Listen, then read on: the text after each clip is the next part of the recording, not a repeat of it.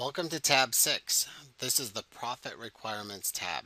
So for most purposes, these are going to be our exit rules. So let's go ahead and take a look at these. The first box here is the profit goal. And this is per share. So let's go ahead and let's work off of a fixed dollar amount. So let's go ahead and say that our goal is, let's just say, 80 cents. So we'll go ahead and change that to 80 cents. If we're trading 100 share lots, that would be a profit goal of $80.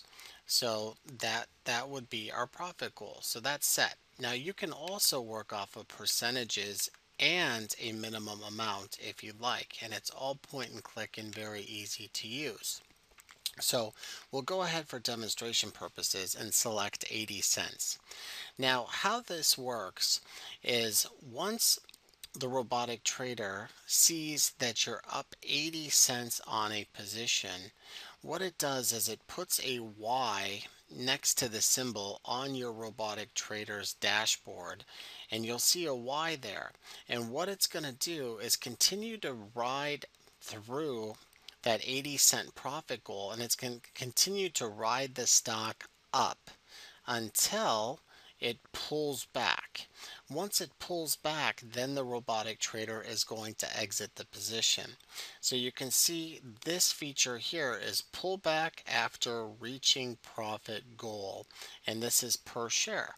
So we've got the profit goal set at 80 cents, and then we have the pullback after reaching profit goal set at 4 cents.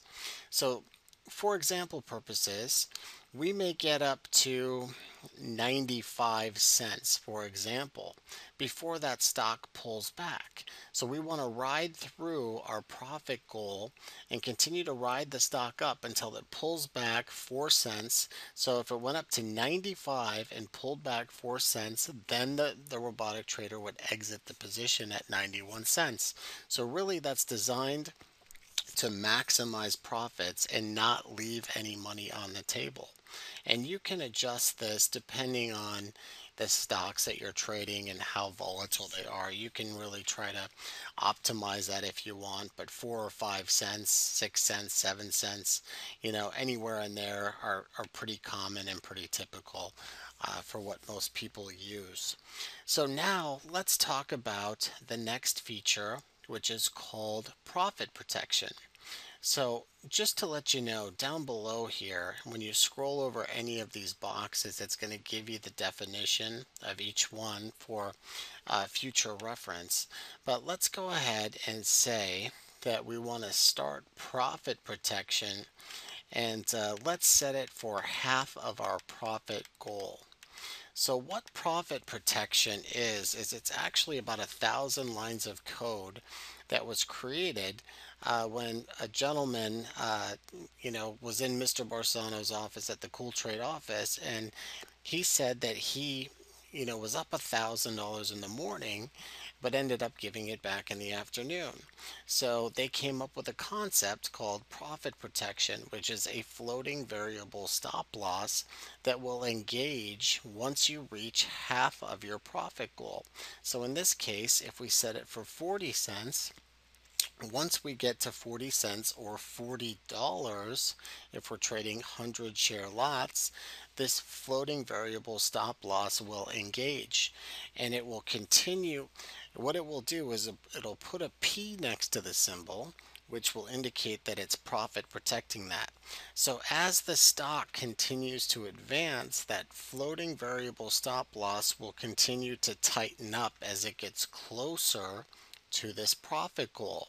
Now, the beautiful thing is if the position reverses and starts heading the other way, the robotic trader will close the position and take the profit.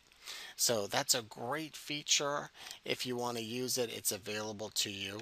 If you don't want to use that feature, then just set it for 0, and then you will not be using that particular feature. So let's go ahead and talk about the next box here, which is the stop loss per share. So the stop loss, if you want to use this particular feature, you can, and you can once again work off of a fixed amount, or you can work off a percentage and a minimum amount.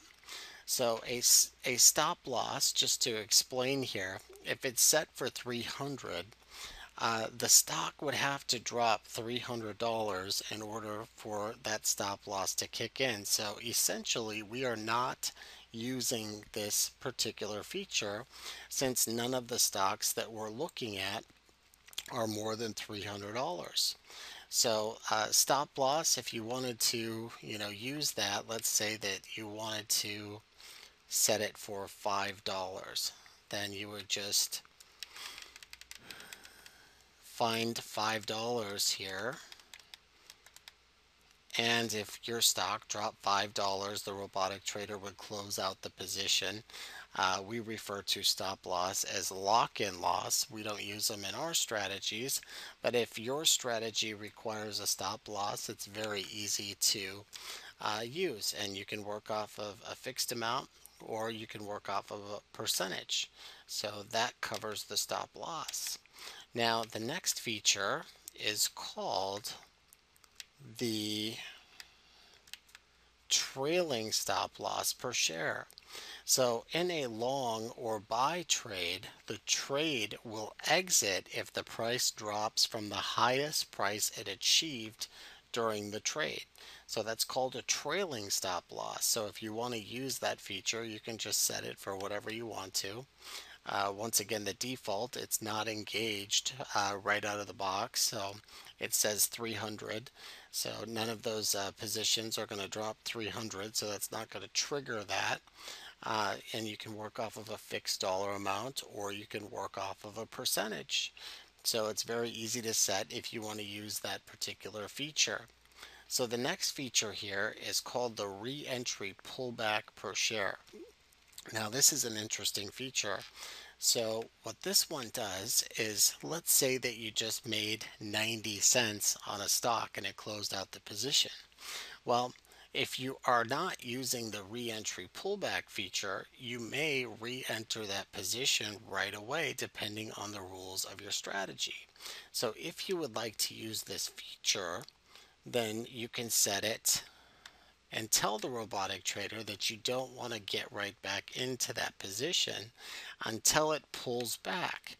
So you could set it for, say, 25 cents, or you could work off a percentage, and the robotic trader then knows that you do not want to open up another position of, say, Microsoft until it pulls back at least 25 cents.